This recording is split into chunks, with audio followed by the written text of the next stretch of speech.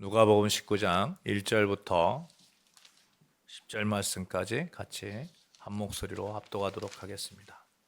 시작. 예수께서 여리고로 들어가 지나가시더라. 삭개오라 이름하는 자가 있으니 세리장이요 또한 부자라.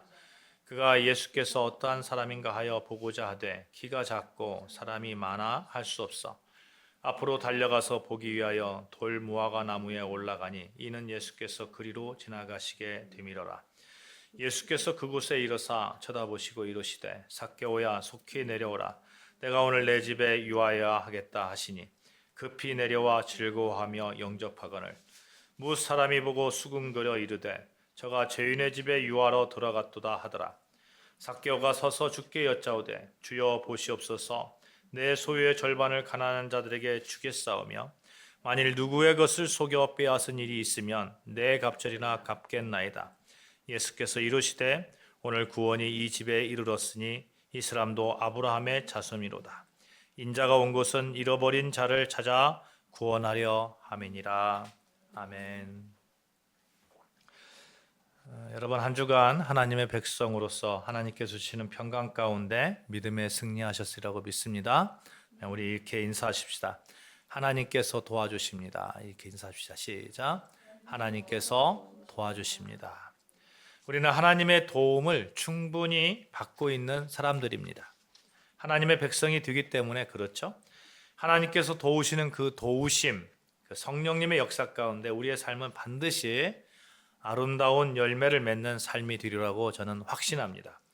풍성한 열매 맺는 아름다운 성도들 다 되시기를 주님의 이름으로 축복합니다. 아멘.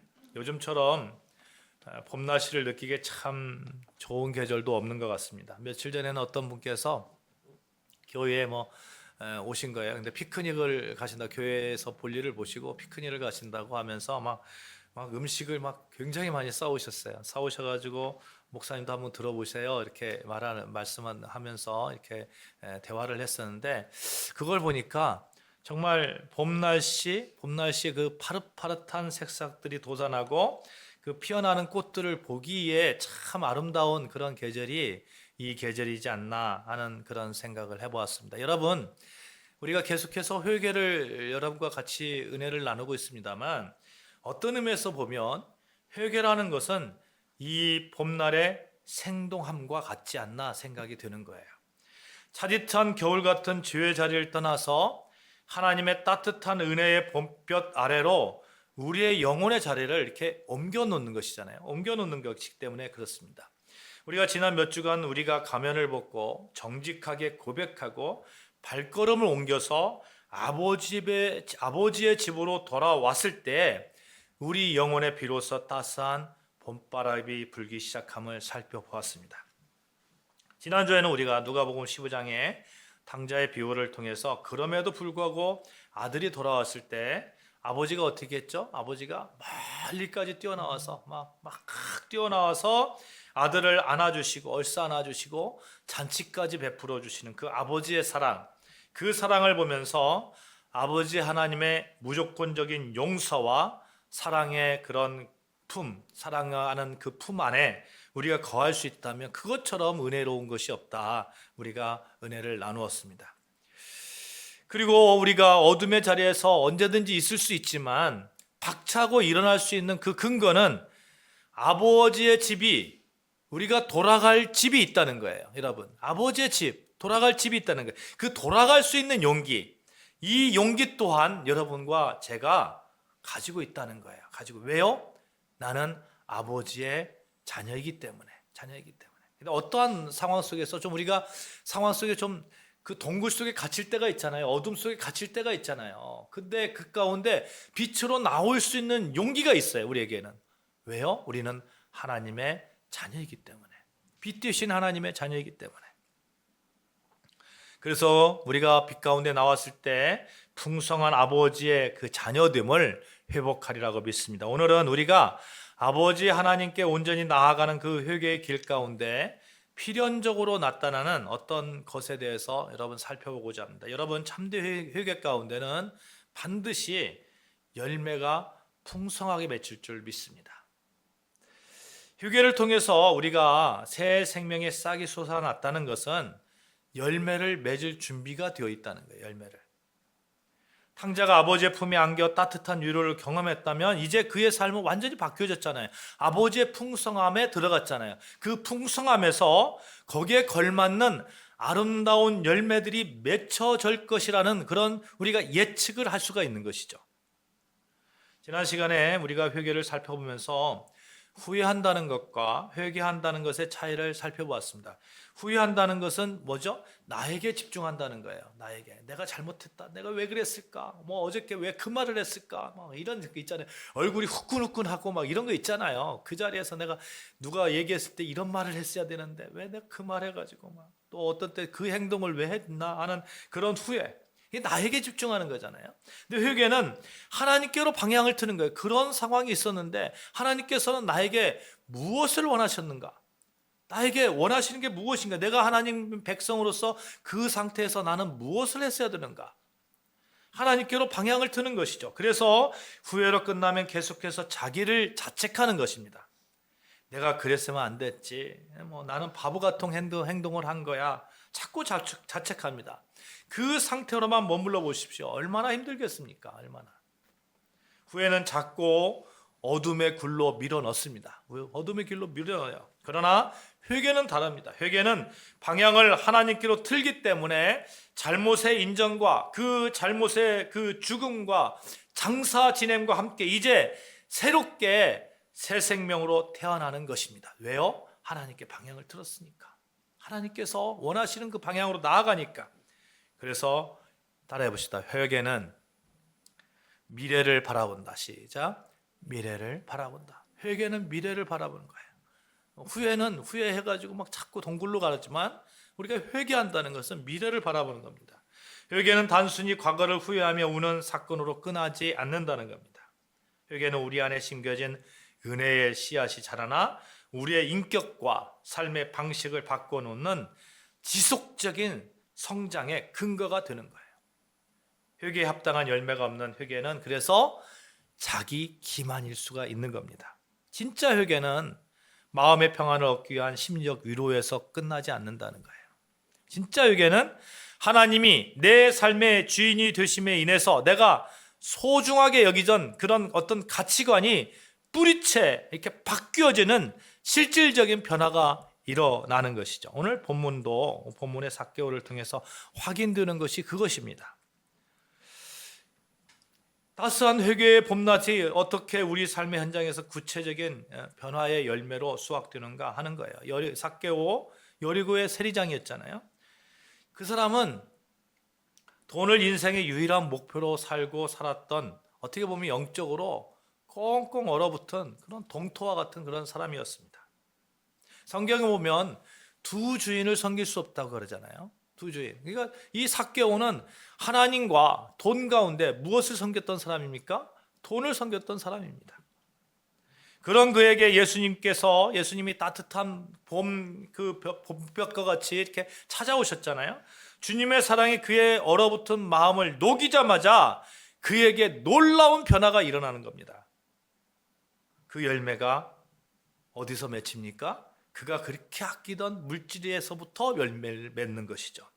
내 소유의 절반을 가난한 자들에게 주겠사오며 만일 누구의 것을 속여 빼앗은 일이 있으면 내 갑절이나 갚겠나이다.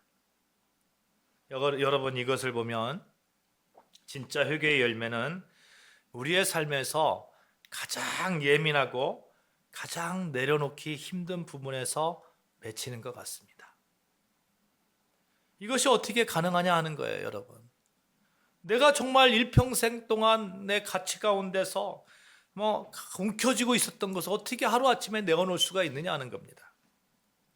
그런데 우리는 할 수 없지만 우리를 돕는 분이 계시면 할 수 있습니다. 누구십니까? 바로 성령님.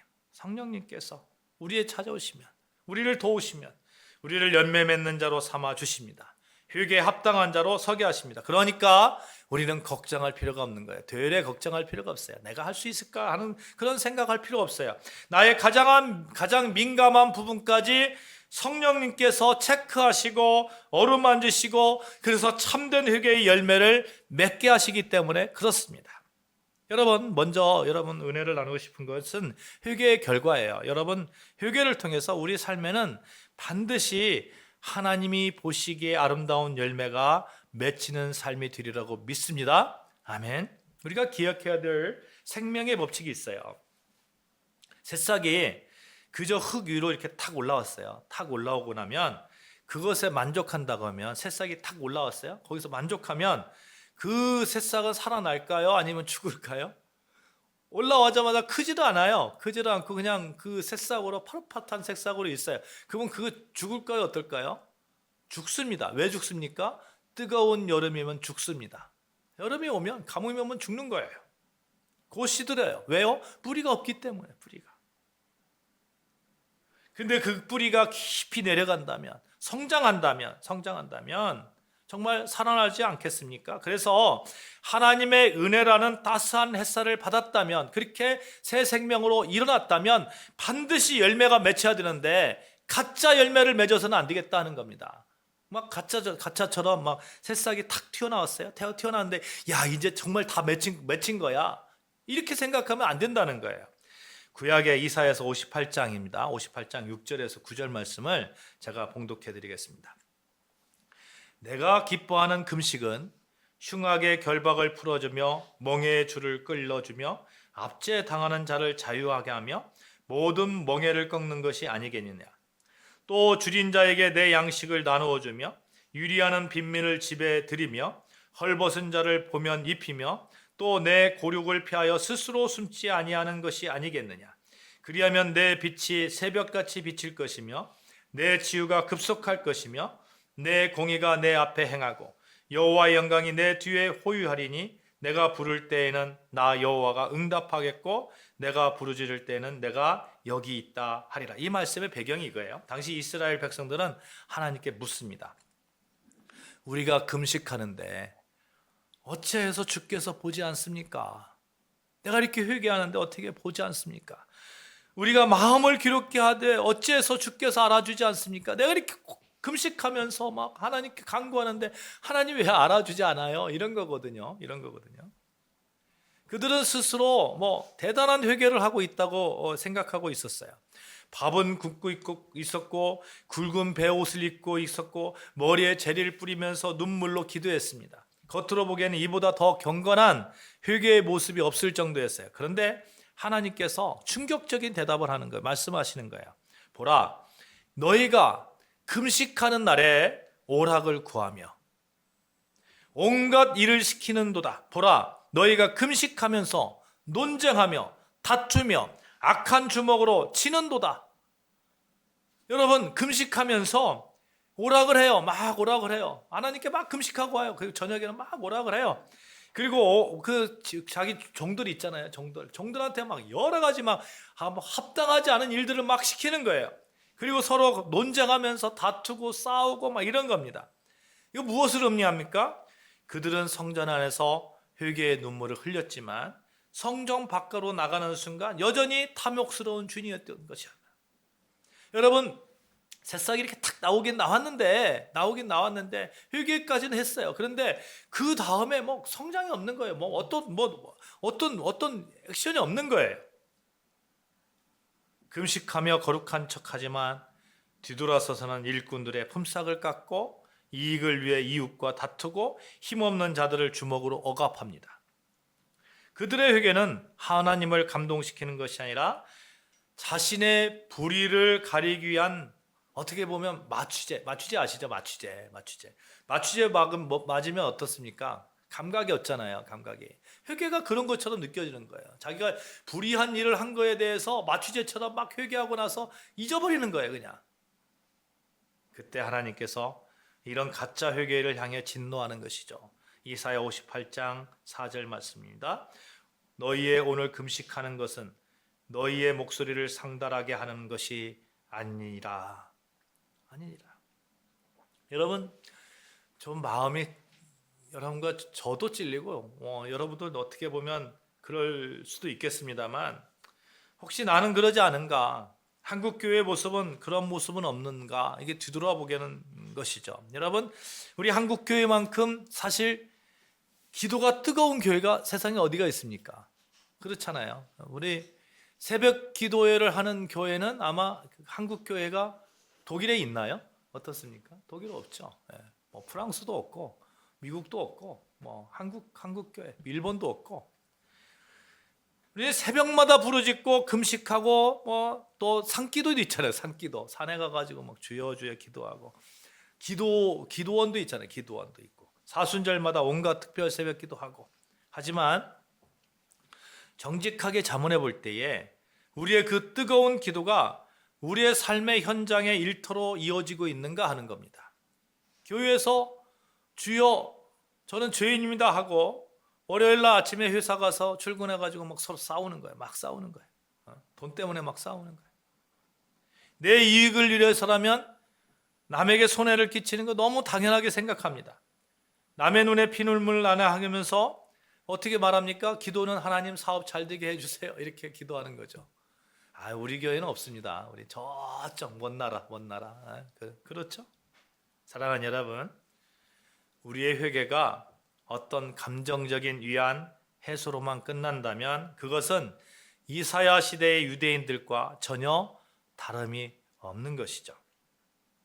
오늘 한국 교회가 사실 세상으로부터 많이 좀 이렇게 괴리되어 있죠. 많이 이제 지탄을 받는 그런 상황 속에 있는데 여러 가지 이유가 있습니다. 정치적으로도 또 사회적으로도 아주 굵직굵직한 사건들이 있었죠.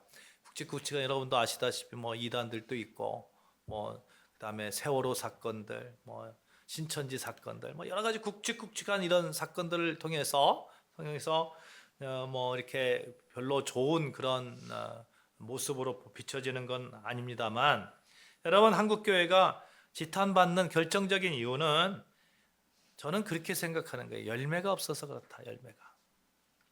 목사인 저도 마찬가지입니다.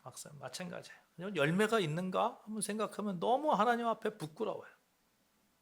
삶의 현장에서 보면 그래도 조금은 바뀌지 않았나 생각하는데 하나님의 기준에서 본다면 아니면 하나님의 기준뿐만 아니라 제 기준으로 봐서도 너무너무 부족한 거예요.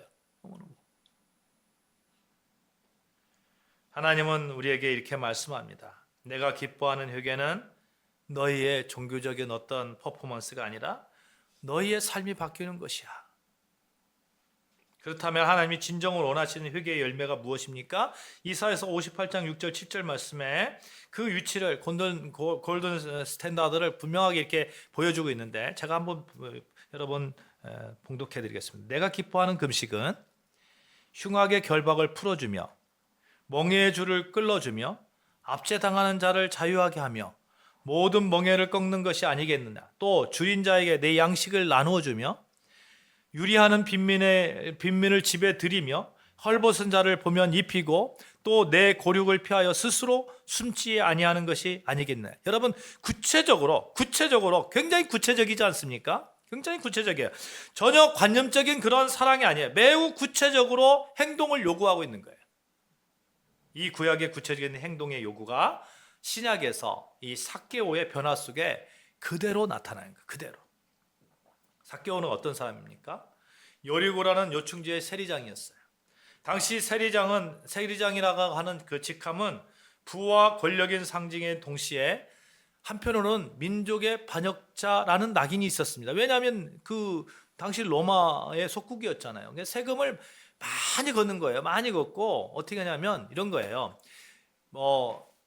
세금을 만약에 10%를 걷어서 10%를 로마에 다 주는 게 아니라 많이 거두면 걷고 그 중에서 10%만 로마에 주는 거예요. 그러면 내가 50%를 거두면 내가 몇 프로가 남아요? 10%만 주면 된다니까요. 40%가 남는 거예요. 40%가. 이게 그냥 막 걷어대는 거예요. 막 걷어대는 거예요. 그는 평생 돈이라는 성벽을 쌓아서 자신을 보호해 온 사람입니다. 그에게 돈은 단순한 화폐가 아니라 그의 정체성이었고 그를 지켜주는 유일한 신이었습니다. 그런데 보십시오. 예수 그리스도라는 따뜻한 봄볕이 그의 인생에 스며드니까 그 견고하던 돈의 성벽에 균열이 생깁니다. 8절에 삭개오가 서서 주님께 여쭈는 거예요. 8절 보실까요? 주여 보시옵소서, 내 소유의 절반을 가난한 자들에게 주겠사오며. 주님이 그에게 자선 사업하라고 명령하신 적 없어요. 헌금을 많이 내라고 강조하지 않습니다. 그런데 삭개오는 주님을 만난 그 찰나의 순간에 자신이 평생 신처럼 떠받들고 있던 그 우상을 깨트려 버리는 거예요. 그런 진짜 회개의 열매를 맺고 있는 겁니다. 여러분, 은혜가 임하면 내가 하나님보다 더 신뢰했던 우상의 추함이 비로소 보이기 시작하는 겁니다.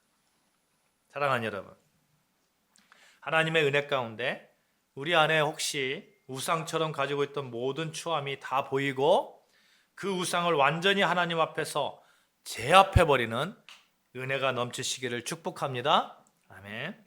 사실 인간에게 가장 예민하고 방어적인 그 영역이 그 물질.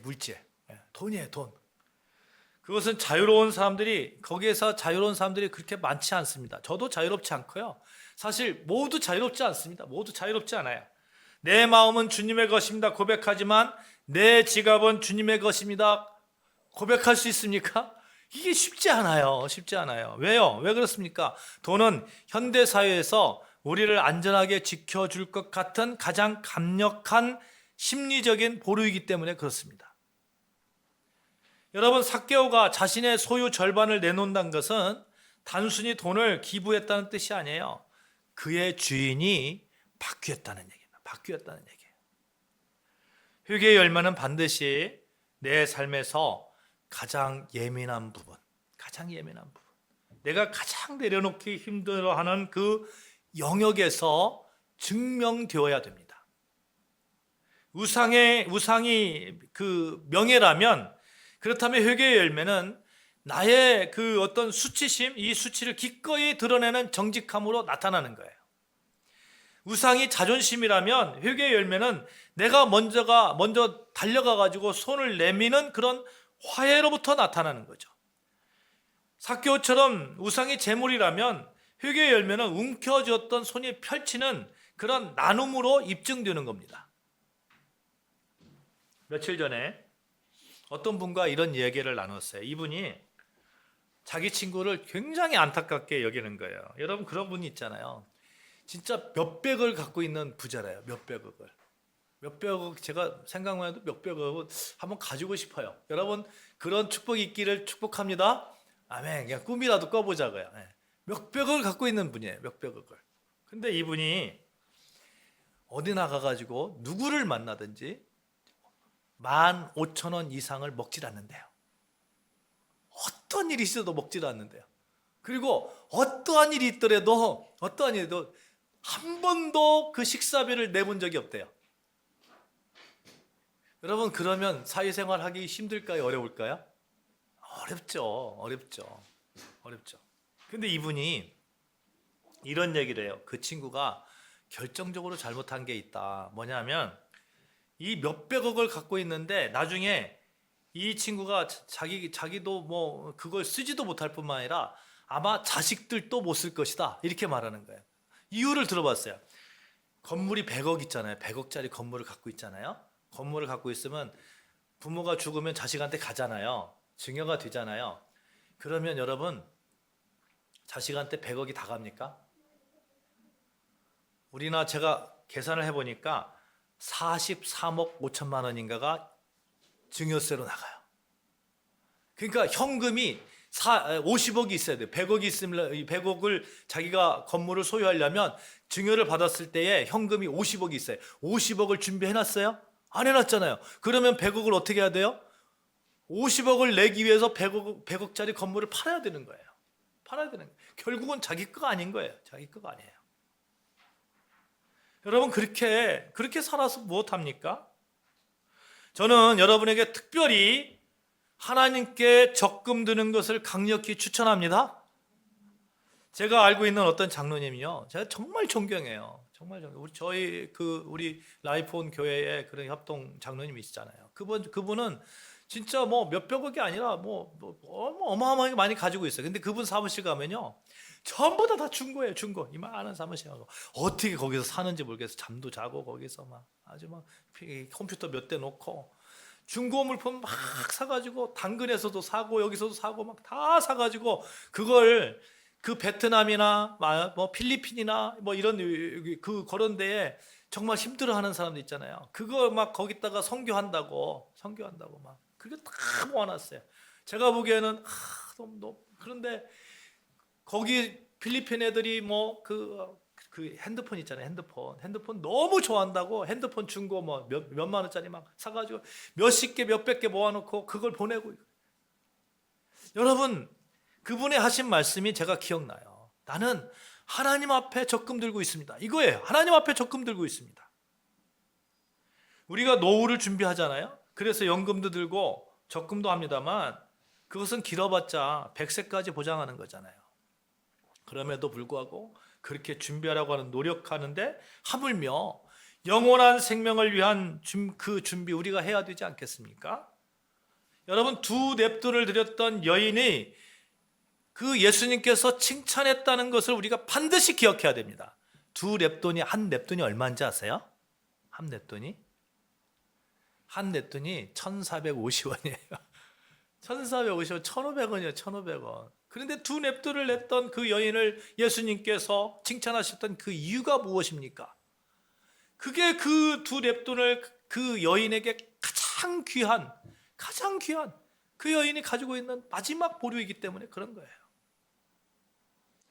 하나님께서는 영원한 삶을 준비하는 여러분에게, 우리에게 30배, 60배, 100배의 축복을 보상해 주시라고 믿습니다. 그 가운데 참 자유함을 더욱 더하여 주시라고 믿습니다. 여러분, 삭개오 행동은 그의 영혼을 올가매고 있던 사슬이 끊어지는 자유의 소리였어요. 삭개오가 결단 중에 놀라운 대목이 있습니다. 만일 누구의 것을 속여 빼앗은 일이 있으면 내가 네 갑절이나 갚겠나이다. 네 갑절, 네 배로 갚겠다는, 네 배로. 구약에 보면 율법에 따르면 남에게 손해를 입혔을 때 본래 금액의 5분의 1을 더하여 이렇게 갚으면 충분했습니다. 5분의 1. 5분의 1이면 몇 프로예요? 서진이? 20%. 그죠? 20%. 그러면 1.2배가 되는 거죠. 100만 원을 내가 남에게 손해를 입혔으면 그렇게 했으면 120만 원을 이렇게 갚으면 그 율법에 적용 저쪽이 안 되는 거예요. 율법이 그래요. 근데 왜 4배인가 하는 거예요? 왜 4배인가? 출애굽기 22장 1절에 보면 남의 양을 도둑질하여 잡거나 팔았을 때 양 한 마리에 양 4마리를 갚아라 하는 규정이 있습니다. 그러니까 지금 삭개오는 자신을 평범한 실수자로 인정하는 게 아니에요. 그렇죠? 가장 죄질이 나쁜 도둑의 자리에 자기를 올려놓는 겁니다. 도둑의 자리에 자기를 올려놓는 거예요. 이것이 은혜 받은 자의 열매의 특징인 거예요. 은혜는 의무의 최소한에 머물지 않습니다. 율법은 이만큼 하면 죄가 씻어진다고 말하지만 은혜는 내가 받은 사랑이 너무 커서 다 주어도 모자랍니다. 이게 성경적인 거예요.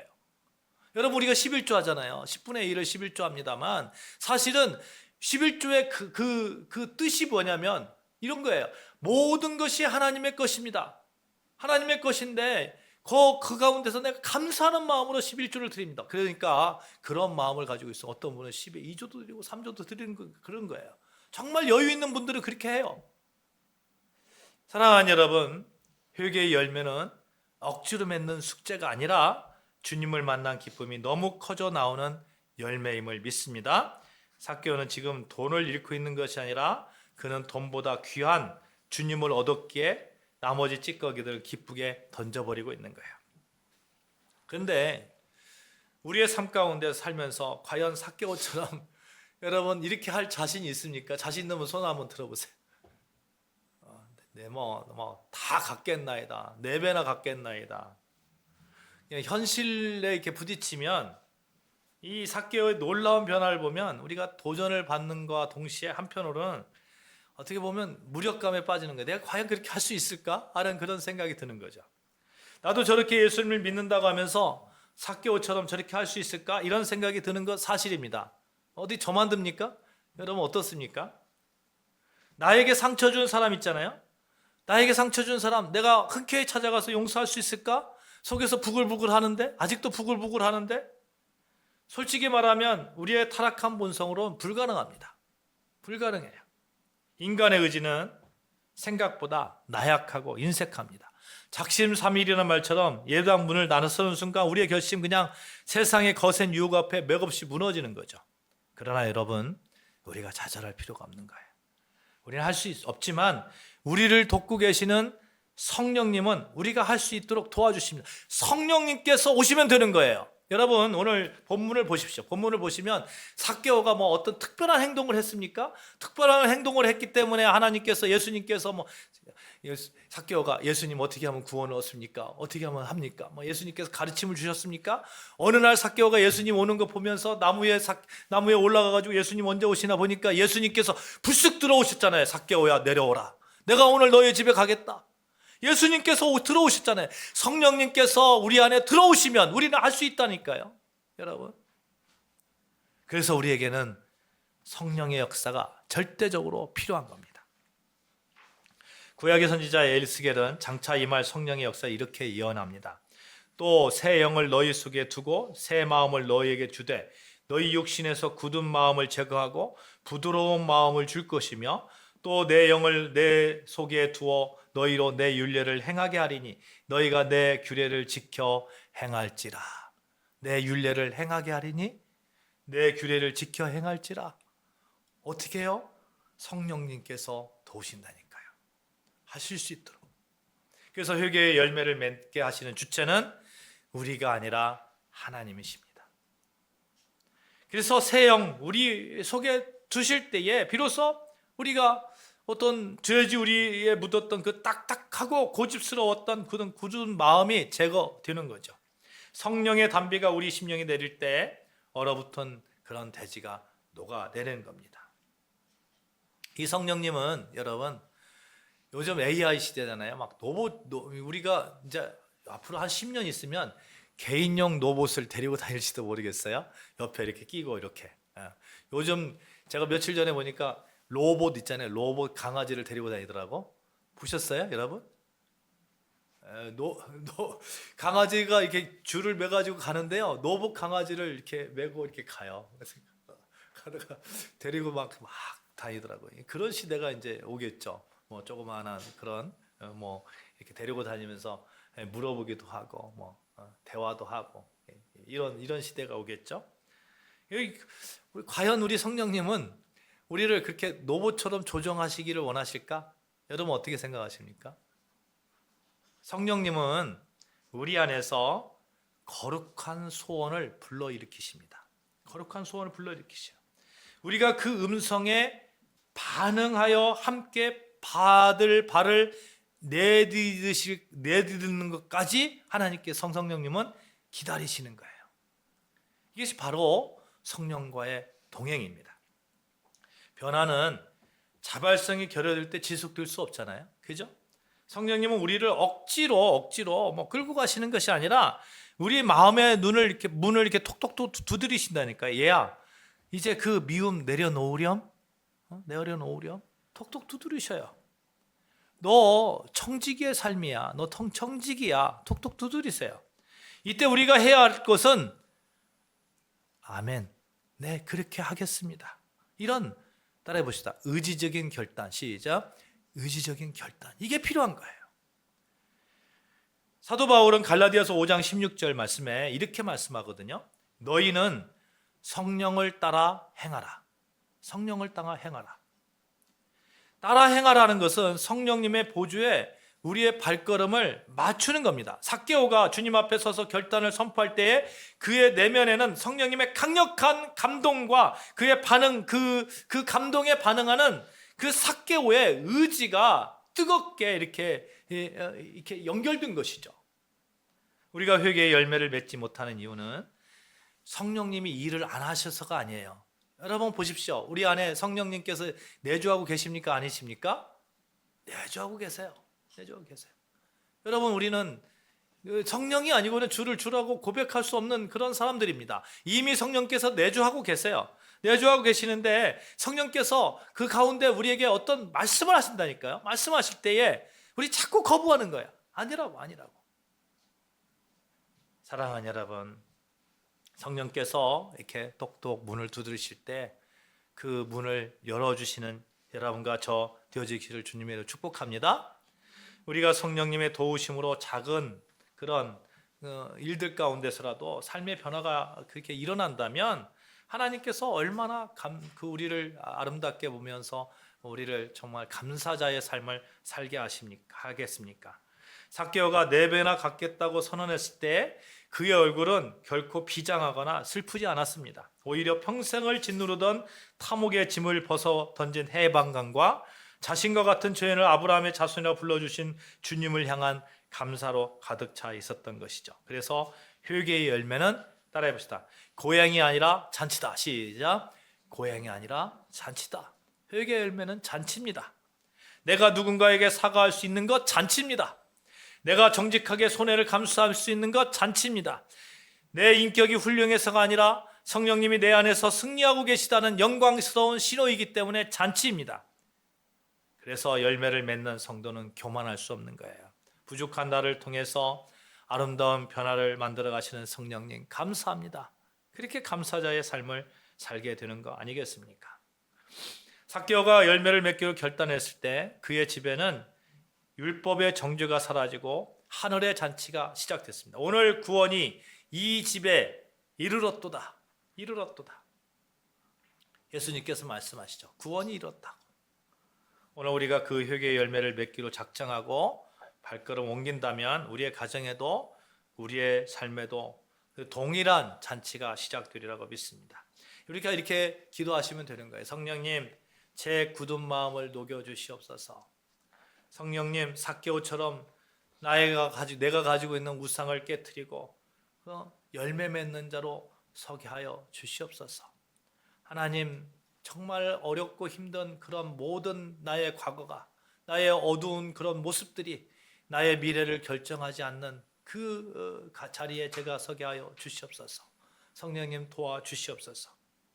이렇게 우리가 기도할 때마다 하나님께서 여러분을 정말 멋진 그런 열매 맺는 자로 세워주시라고 믿습니다. 기도하시겠습니다. 하나님 감사합니다.